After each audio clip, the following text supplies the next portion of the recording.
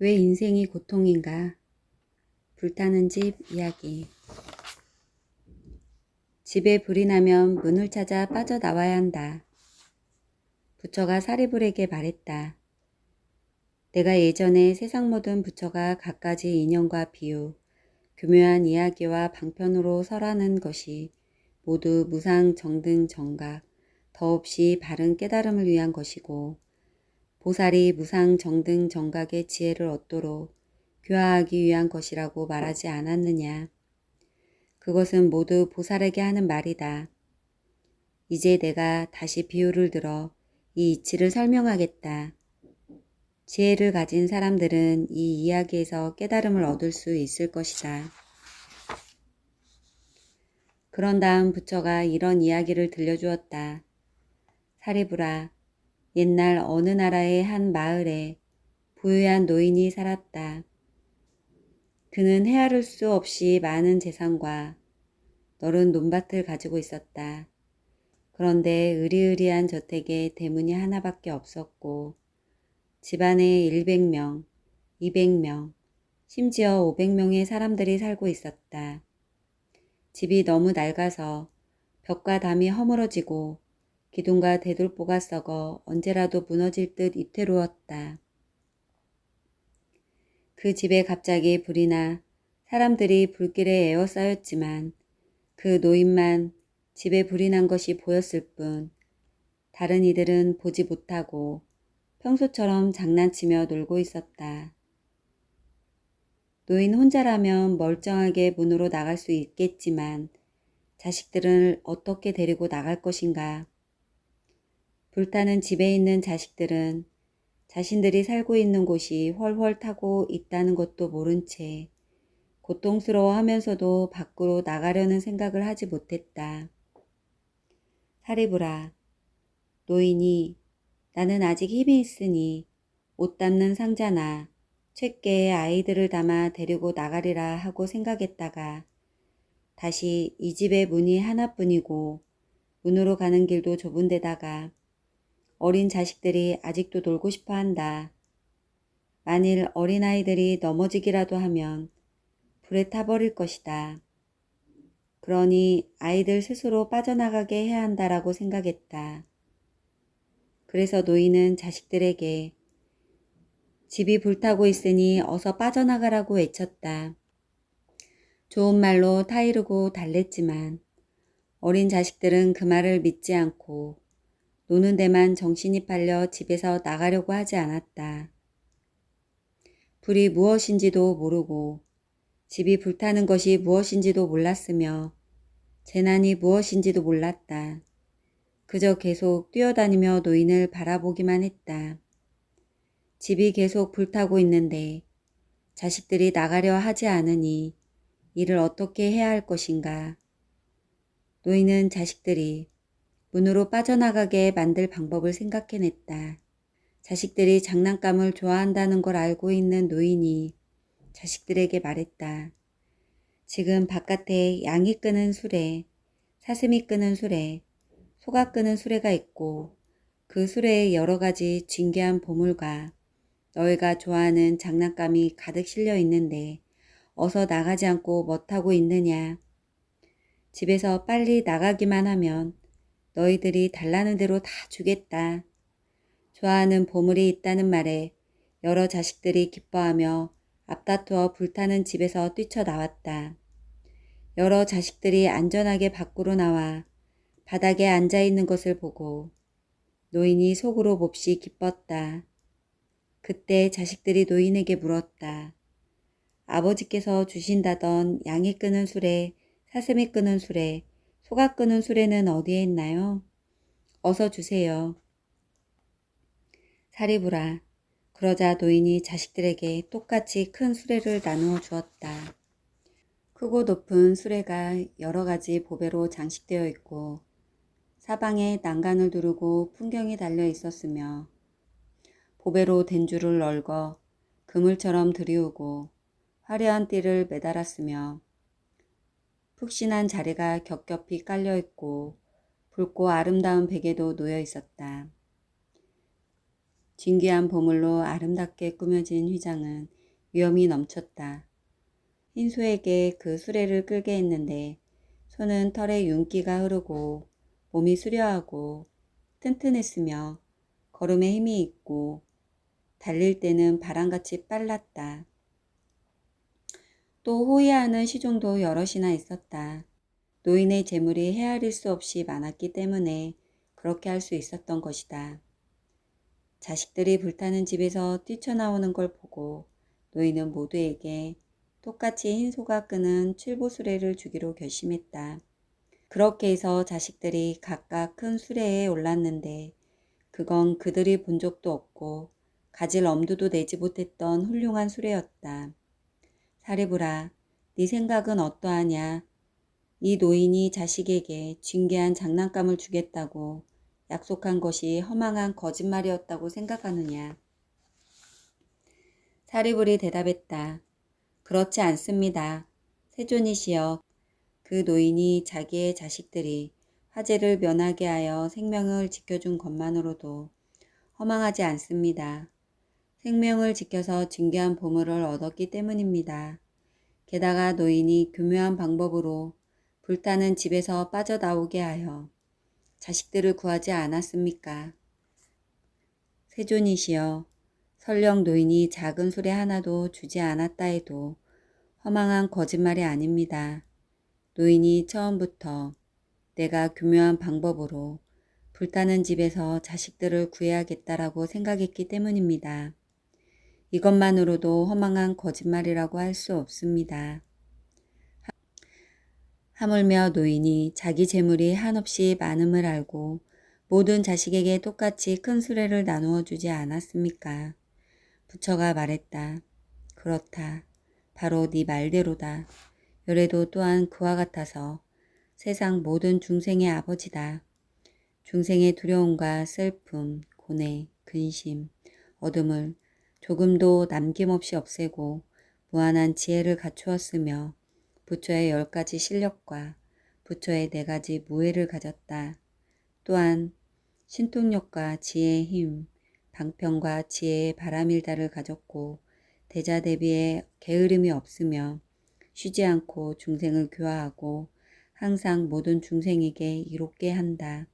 그러므로 열애가 3개라는 이 낡고 썩은 불타는 집에서 태어난 것은 생로병사와 근심, 고뇌, 어리석음, 아둔함, 삼도, 3가지 근본적인 번뇌인 욕심, 성냄, 어리석음의 거센 불길에서 중생을 제도하고 교화의 무상 정등 정각을 얻기 위함이다. 많은 중생이 생로병사와 근심, 슬픔, 고통, 번뇌에 시달리고 색, 성, 향, 미, 촉 5가지 욕망으로 인해 갖가지 고통을 받으며 죽은 뒤에는 또 지옥, 축생, 악의 고통을 받는다. 설령 하늘이나 인간 세상에서 태어나더라도 가난과 이별, 원망과 미움으로 고통받는다. 한마디로 3계는 고통의 바다인데 중생은 그 고통 속에서 빠져 있으면서도 즐겁게 노느라 깨닫지 못하고 알지 못하며 놀라거나 두려워하지도 않고 실증내지도 않고 해탈을 구하지도 않으며 3계의 불타는 집에서 동서로 뛰어다닌다. 큰 고통을 받으면서도 그것이 환난이라는 걸 모른다. 사리부라, 열애가 이 모든 것을 보고 나는 중생의 아버지이니 저들을 고통에서 구하고 무한한 불교와 지혜와 즐거움을 주어 그들이 대승불법 속에서 즐겁게 논일게 해야겠다고 생각했다. 사리부라, 열애는 또 이런 생각을 했다. 만일 내가 방편을 버리고 신통력과 지혜의 힘만으로 중생에게 열애의 지혜와 실력, 무예를 찬미하면 중생을 구할 수 없을 것이다. 중생이 생로병사와 근심, 슬픔, 고뇌에서 벗어나지 못하고 3계라는 불타는 집에서 거센 불길에 휩싸여 있으니 어떻게 부처의 지혜를 알 수 있겠는가. 사리부라, 저 노인이 몸에 기운이 있으나 쓰지 않고 은근한 방편을 이용해 여러 자식들이 불타는 집에서 빠져나오게 한 뒤에 진귀한 수레를 준 것처럼 열에도 비록 실력이 있고 두려움이 없지만 그것을 쓰지 않고 지혜와 방편으로 3개의 불타는 집에서 중생을 제도하려고 했다. 그리고 그들에게 각각 성문승, 영각승, 5가지 욕망을 탐내지 말라. 그것들을 탐내면 욕망의 불길에 타버릴 것이다. 어서 3계에서 빠져나와라. 그러면 3승, 즉 성문승, 영각승, 보살승을 얻을 것이다. 이것이 헛된 거짓말이 아니라고 장담할 수 있다. 너희는 그저 부지런히 수행하기만 하면 도달할 수 있을 것이다. 열애가 이렇게 방편을 써서 중생을 불타는 집에서 빠져나오게 한 뒤 그들에게 말했다. 이 삼승법은 모든 부처가 칭찬하는 것으로 자유롭게 소유하고 얽매이지 않으며 아무것도 구하지 않은 것임을 너희는 알아야 한다. 이 3가지 수레를 타기만 하면 무르근, 오력, 칠각지, 팔정도, 사선, 팔정, 팔해탈, 보살승에 대해 얘기하면서 이렇게 말했다. 3계의 불타는 집을 즐거운 곳으로 생각하지 말고 누추하고 썩어가는 번뇌의 화택을 탐하지 말며 색, 성, 향, 미, 촉, 삼매 등의 수행 방법으로 스스로 즐길 것이며 3계의 고통에서 벗어나 무한한 안락함을 누리고 열반과 해탈에 들어간 무한한 즐거움을 얻을 것이다.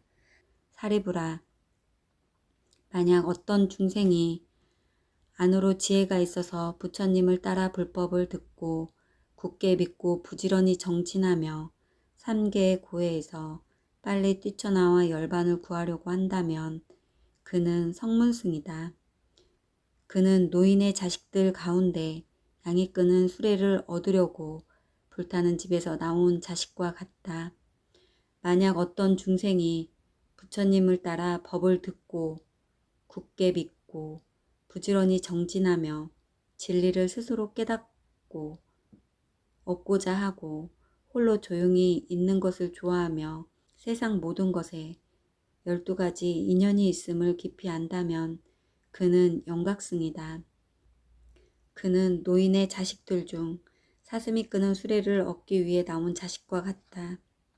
만약 또 어떤 중생이 부처님을 따라 법을 듣고 힘들게 수행하고 부지런히 정진하며 일체지, 불지, 자연지, 무사지, 열애의 지혜와 10가지 실력, 4가지 무해를 구하고 중생을 한없이 가엾게 여겨 안락하게 하며 천상과 인간 세상의 모든 중생을 이롭게 하고 모든 중생을 구제해 해탈시키려고 한다면 그는